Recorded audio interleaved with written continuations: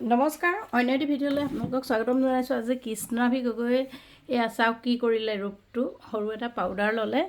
পাউডাৰটো লৈ মই পাকঘৰত আছিলোঁ।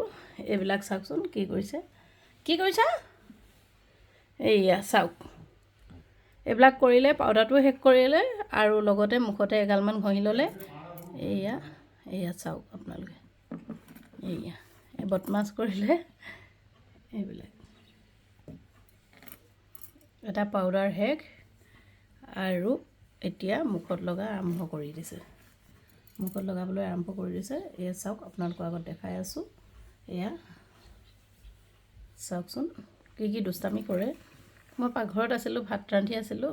এইফালে পাউডাৰ ঘঁহি শেষ কৰিলে। এইবিলাক চাওক, গোটেই ষ্টাইল কৰি লৈছে।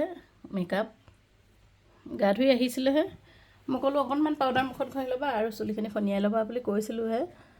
আৰু এইবিলাক কাণ্ড কৰি পাকঘৰত মোক দেখাব গৈছে। এইবিলাক চাওক।